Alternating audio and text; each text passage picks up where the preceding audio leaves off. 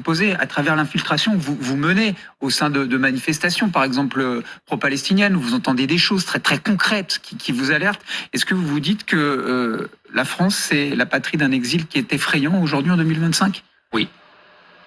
Oui, malheureusement, c'est pas que la France. D'ailleurs, quand je parle de l'exil, qu'on soit condamné à l'exil, ça c'est en France et partout. Mais particulièrement en France, qu'il est vraiment difficile à vivre. Alors, je suis citoyen depuis 3 ans, depuis 2022. Et c'est la mal-compréhension. On est mal compris ici en France. Et on est soit considéré par l'extrême droite, qui nous disent rentre chez toi, tu n'es pas français, ils nous basent, ils nous renvoient à notre race, soit même par l'extrême gauche, et ça c'est la gauche radicale, ou tout ce que vous voulez, la France insoumise, par exemple, dans ces manifestations, en me déguisant, avec mon accent, avec ma couleur de peau, etc., j'étais leur chouchou, ils m'adoraient. D'ailleurs, ça c'est très intéressant de dire comment on est infiltré dans une manifestation. C'est-à-dire, on n'est pas juste en train parce que c'est ouvert pour tout le monde, on n'est pas en train de répéter des slogans, etc. Non, on parle avec les dirigeants, ceux qui organisent ces manifestations. Qu'est-ce que vous entendez à ce moment-là, concrètement ? Qu'est-ce que vous entendez dans les propos qui vous alertent ? En français et en arabe, des insultes contre les juifs très clairement en arabe, des slogans qui encouragent Hezbollah, une organisation considérée terroriste en Europe, pour aller encore plus loin, pour détruire Israël. Le garde du corps de Rima Hassan, qui est aussi un militant très actif dans une association qui s'appelle Urgence Palestine, islamiste et antisémite, sans aucune réserve. Des projets en commun entre, par exemple, Salah Amouri, qui a essayé de tuer le rabbin d'Israël, et Thomas Porte. Récemment, ils sont allés ensemble au Liban. Entre Salah Amouri, la même personne, et Mathilde Panot, qui l'a accueilli. Oui, là, vous citez vraiment tous les ponts de LFI. D'ailleurs, je rebondis juste sur ce point, parce que ça m'intéresse beaucoup. Jeudi dernier, j'étais auditionné à l'Assemblée nationale. J'ai témoigné pendant 1 an et 20 minutes. J'aurais beaucoup aimé, mais vraiment beaucoup aimé, d'avoir au moins un député de la France insoumise pour faire un débat. Parce que ces gens-là, ils ont déjà essayé de censurer mon livre. Ils nous ont envoyé une lettre de mise en demeure en France en 2025 pour bloquer ce livre. Puis ils ont fait une action judiciaire parce qu'ils l'ont justifié comme quoi que ce livre c'est basé sur des diffamations et ils voulaient se préparer pour porter plainte. Le livre est sorti depuis maintenant presque 2 semaines. Aucune plainte n'a été déposée par eux. Aucun député de la France insoumise souhaite se faire un débat avec moi. Ils se limitent, et leurs militants, sur les insultes, sur les menaces. Moi, je trouve que c'est horrible quand même. Bah oui, vous avez cette phrase très forte, en France, le mal n'a plus besoin d'ennemis, il a des avocats. Et des avocats. Et ces avocats sont la France insoumise. C'est la France insoumise, oui. Vous avez cette citation aussi, LFI a troqué la célèbre casquette de Che Guevara pour le turban de Khomeini et la barbe de Marx pour celle de Ben Laden. Ce rapprochement a donné naissance à des nouvelles sectes idéologiques. Ce n'est pas nouveau. Vous appelez la gauche halal. La gauche halal, ce n'est pas nouveau, ça date depuis, vous le savez, depuis 1979, avec la révolution, même avant, avec la révolution iranienne, quand Khomeini était aussi le gâté d'une partie de la gauche française, y compris Michel Foucault. Mais à l'époque, c'était basé, elle a réussi à manipuler l'Occident sur le discours suivant. Je suis le rebelle, anti-impérialiste, etc. Et ils l'ont cru. Les premiers assassinés en Iran, à la suite du retour de Khomeini, une fois que sa révolution a gagné, c'était la gauche iranienne. Aujourd'hui, la différence entre cette époque-là et aujourd'hui, c'est que la France insoumise, c'est pas seulement qu'ils soutiennent les islamistes, mais ils travaillent avec. Moi, je trouve que c'est ça le plus grave. Emmanuel. Moi, j'ai une question. Vous avez été interviewé par la commission d'enquête parlementaire la semaine passée, vous venez de l'évoquer, et cette commission d'enquête, elle ne s'intéresse pas uniquement à la France insoumise, elle s'intéresse aux liens des politiques et des élus en général avec les islamistes. Mais pour vous, le problème, c'est essentiellement la France insoumise qui collabore avec les islamistes. C'est bien ça, on a bien compris ce que vous dites. C'est l'enquête que j'ai faite. Je dirais, ça ne veut pas dire qu'il n'y a pas d'autres politiciens ou d'autres personnes qui ne collaborent ou ne collaborent pas. Par exemple, moi, ce qui m'intéresse, c'est vraiment les éléments les plus graves et le sujet que je connais. Par exemple, regardez quel parti politique, depuis le 7 octobre jusqu'à aujourd'hui, a organisé des manifestations en collaboration avec Urgence Palestine aux perspectives musulmanes, 2 associations extrêmement graves en France, à part de la France insoumise. Pourquoi, par exemple, je cite Rima Hassan. Moi, je pense que Rima Hassan n'a rien à voir d'une exilée. Rima Hassan n'a rien à voir contre le Hamas. Rima Hassan ne représente pas la France. Au contraire, elle adopte un discours extrémiste, même islamiste, même djihadiste, complètement opposant aux valeurs de la République. Rima Hassan qui va au Liban, où elle intègre un verset djihadiste dans un projet artistique, dans la langue arabe, ce qui m'a permis de découvrir d'ailleurs tous les éléments. C'est leur déclaration dans les chaînes islamiques au Moyen-Orient, soit Rima Hassan, soit les autres. Et moi, je pense que c'est vraiment la France insoumise, c'est le cœur du mal de cette complicité toxique entre les politiciens et les islamistes. Je vous en prie. Vous décrivez la démarche de la France insoumise vers les islamistes de diverses obédiences. Ils en espèrent des victoires politiques, l'islamo-gauchisme, etc. Est-ce que vous avez vu des traces de l'autre sens, c'est-à-dire des organisations islamistes, je pense notamment aux frères musulmans, qui viendraient à la rencontre de la France insoumise pour fournir des militants, fournir des candidats, fournir des financements, etc. Absolument. Je vous donne un exemple très simple. Mohamed Awad, un ancien condamné d'apologie terroriste, était candidat de la part de la France insoumise pour les élections législatives. Deuxième exemple, Elias El Ajri, qui est aujourd'hui le conseiller de Louis Bouillard, député de la France insoumise. Oui. Il a déjà écrit un papier dans Mediapart où il a condamné la fermeture de Baraka City, une association terroriste fermée par le ministère de l'Intérieur, sans parler des soutiens. La France insoumise est devenue, encore une fois, le chouchou des chaînes les plus radicaux du monde. AG+, d'ailleurs, moi je pense très Al Jazeera. AG+, voilà, Al Jazeera, la branche d'Al Jazeera, adressée aux jeunes Français, où ils ont des millions d'abonnés sur les réseaux sociaux, il faut qu'ils soient fermés en France. AG+, font l'apologie du Hamas très clairement, vous voyez.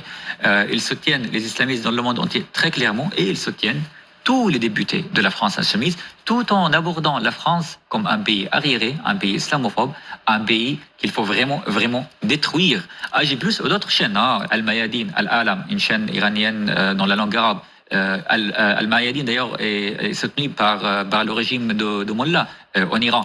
Donc ils sont soutenus par des chaînes islamiques en arabe et en français, et soutenus par des islamistes sur notre territoire qui se présentent comme candidats dans leur parti. Mais Christophe, c'est ça qui est dingue dans ce que décrit Omar Youssef Souleymane. On a l'impression que la République est désarmée. C'est-à-dire qu'elle n'arrive pas... On est incapable... Enfin, on ferme certaines associations. On fait des choses, on expulse, mais on a une guerre de retard. Par exemple, l'apologie du terrorisme que vous citiez. Regardez le nombre de plaintes qu'il y a eu ou de dénonciations pour apologie du terrorisme. Il n'y a pas grand-chose qui aboutit. Non. Je crois que Rima Hassan a un rendez-vous judiciaire bientôt, mais c'est extrêmement compliqué parce que les propos sont toujours ambigus. Quand vous parlez des dragons célestes pour évoquer la communauté, quand vous dites l'action du Hamas est légitime, est-ce que c'est l'apologie du terrorisme? Vous allez dire, ah mais non, je suis contre les meurtres, je suis contre les viols. Quand j'ai dit que c'était légitime, c'est parce qu'il y a une... Ah oui, et puis Hamas résistance. En Et plus, voilà, en France, et la justice arrive toujours, la justice est gênée aux entournures, et au nom de la liberté d'expression, au nom du bénéfice du doute, au nom de l'ambiguïté aussi de ses propos, ils n'arrivent pas à attraper. C'est la stratégie de l'anguille que pratique LFI et ses représentants quand ils sont attrapés par la justice. Parce que LFI adopte un discours, il joue, disons, la résistance, où il adopte la résistance, où il adopte le droit international. Regardez combien de fois Rima Hassan et les autres citent ce mot, le droit international. Et en même temps, il collabore avec des islamistes qui bafouaient le droit international. C'est ça leur manipulation. Ouais. On sent que vous portez en fait votre essai Les complices du mal, mais comme un combat personnel. Mais qu'est-ce qui vous pousse, encore une fois, personnellement, donc du fond du cœur, des tripes, à porter ce combat et à sonner l'alarme comme vous le faites? Pourquoi est-ce que vous le faites aussi bruyamment? En 2011, après avoir participé dans cette révolution syrienne, laïque, pacifique, démocrate, comme des milliers de jeunes contre le régime de Bachar el-Assad, pour vivre comme des citoyens, comme tout le monde. Ceux qui ont détruit cette révolution sont les islamistes, sont les frères musulmans, rémunérés par le Qatar et par la Turquie. Les islamistes, ils ont déjà détruit mon pays d'origine, la Syrie. Les islamistes, ils ont été infiltrés dans la société syrienne dans les années 80, après avoir perdu le combat armé contre le régime de Bachar el-Assad, où ils ont manipulé les jeunes, y compris ma mère, par exemple, qui a mis le voile à l'époque. Avant, la plupart des femmes en Syrie n'étaient pas voilées. Voyez. Et là, arrivons en France, le pays de Voltaire pour moi, vous voyez, et que je vois ça sur notre territoire, que je peux dicter. Moi, j'ai appris le Coran depuis quand j'étais petit. J'ai vécu 3 ans en Arabie Saoudite. J'ai fait le grand pèlerinage et de petits pèlerinages à l'Umrah et à Al-Hajj. Vous venez d'une famille très conservatrice, hein, vous-même. Très conservatrice, vous voyez. Et c'est horrible pour moi. Ça fait, là, bientôt j'aurai 14 ans que je suis en France et je vois à quel point ça grandit. Et vous voyez, le plus grave pour nous, quand je dis de nous, je parle de Français d'origine, de Moyen-Orient. Le plus grave, en parlant de sujet, on est accusé d'être récupéré par l'extrême droite, accusé d'être islamophobe, accusé d'être raciste. Pourtant, l'islam, c'est une religion, ce n'est pas une race. Donc, brièvement, je ne veux pas que les islamistes qui ont déjà détruit mon pays d'origine font la même chose dans la France, ce pays magnifique qui m'a adopté et que j'ai adopté. Et je lâche jamais ce combat, jusqu'au dernier souffle de ma vie. Et vous êtes très courageux parce que vous assistez à un procès un jour et il y a des islamistes dans la salle des pas perdus et vous dites est-ce que je sors, est-ce que je sors pas, vous avez un peu peur quand même et puis vous dites je décide de ne pas me laisser envahir par la crainte. La seule manière de résister aux islamistes, c'est de rester face à face avec eux, de les affronter et de ne jamais leur donner l'impression qu'on a peur.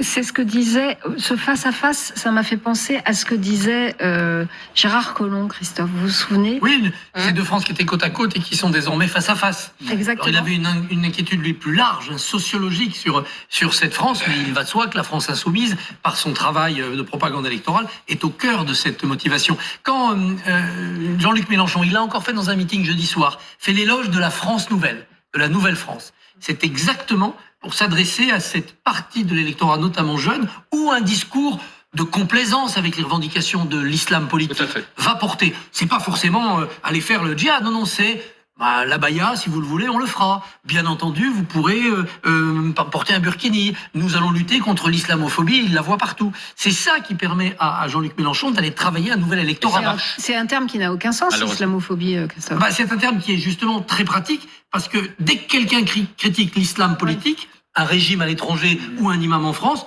vous dites islamophobie, qui serait une sorte d'équivalent de l'antisémitisme. Donc il faut démonter à chaque fois cet usage de l'islamophobie, du mot islamophobie. Il y a en France des atteintes contre les musulmans, les biens et les personnes, intolérables, inqualifiables.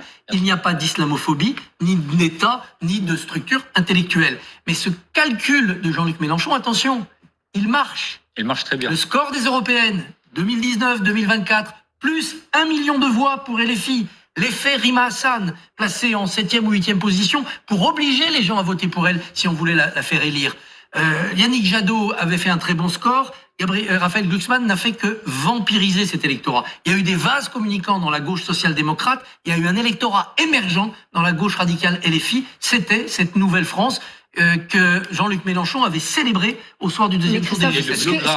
Ce que Omar Youssef Souleymane décrit et ce qu'il rapporte, son enquête très fouillée, entre en résonance avec un rapport parlementaire de juin dernier qui avait parlé de l'entrisme islamiste dans plusieurs sphères de la société française et qui avait déclenché la tenue d'un conseil de défense. C'est quand même un problème et qui devient très grave, un problème posé à la République. Bien sûr, alors ce n'est pas nouveau. Il y a eu de l'entrisme par les milieux communistes pendant des décennies. Il y a de l'entrisme américain depuis très longtemps dans des tas de oui, mais enfin là, le programme est plus... Là, le programme est plus radical puisque c'est un programme de destruction de tout ce qui fait notre société.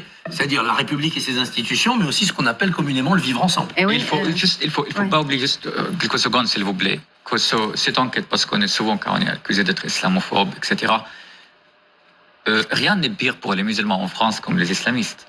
La montée contre les attaques contre les musulmans, quand Boubacar, ce pauvre garçon qui était tué dans la mosquée par un Serbe, la France insoumise a lancé un nouveau terme qui s'appelle l'islamophobie de l'État. Je trouve que ça c'est extrêmement dangereux.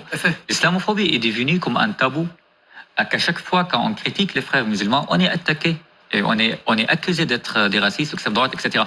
Et moi, je pense qu'aujourd'hui, il faut vraiment, pour protéger les musulmans, premièrement, il faut jamais adresser la parole aux musulmans en tant que musulmans. Ils sont citoyens, ils vivent sur ce territoire comme tout le monde. C'est la stigmatisation pratiquée par la France insoumise. Deuxièmement, il faut attaquer d'une manière vraiment forte et stricte les frères musulmans en France. Il y avait dans le journal Marianne le portrait d'un homme qui est en soutien de Jean-Luc Mélenchon, mais dont Marianne suggère qu'il prendrait en fait le contrôle une fois que le vieux Trimin aurait dégagé. Vous voyez ce que je veux dire?